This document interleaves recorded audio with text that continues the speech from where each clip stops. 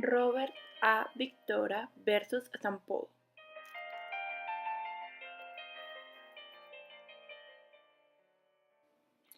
Facts.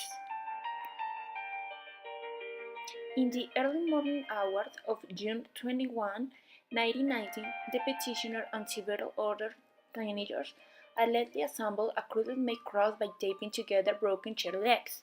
The cross was erected and burned in the front yard of an African-American family that lived across the street from the house where the petitioner was staying.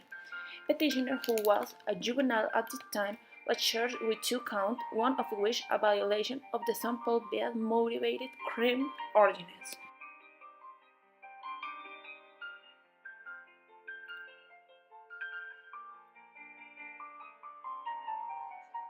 Whoever places on public or private property a symbol, object, appellation, characterization, or graffiti, including but not limited to a burning cross or Nazi swastika, which one knows or has reasonable grounds to know arouses anger, alarm, or resentment in others on the basis of race, color, creed, religion, or gender, commits disorderly conduct and shall be guilty of a misdemeanor. Issue. Is the ordinance overly broad and impermissible content based in violation of the First Amendment free speech clause? Decision.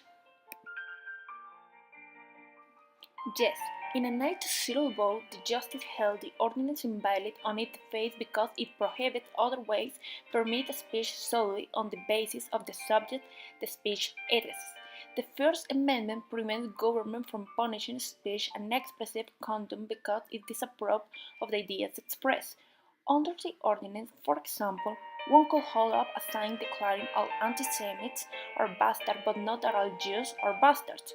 Government has no authority to listen on side of that debate to fight freestyle while requiring the other to follow the Marquis of Queensberry rules.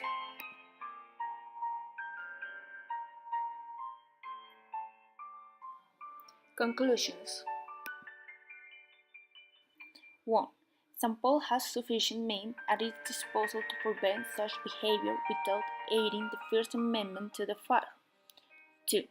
The ordinance is prohibited because it applies only to those fighting words that insult or provoke violence against persons based on race, color, creed, religion, or gender.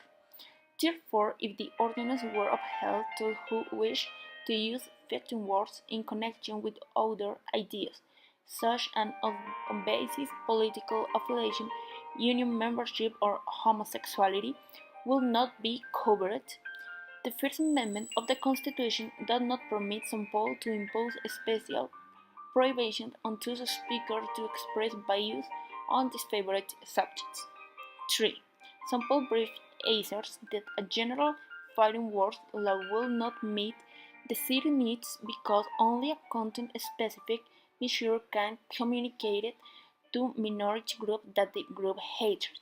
Aspect of such speech is not condemned by the majority. Bradford responded the point of the First Amendment is that majority preference must be expressed in some fashion other than silencing speech on the basis of content. 4. Acts motivated purely by bigotry are a protected viewpoint which the government may not discriminate against.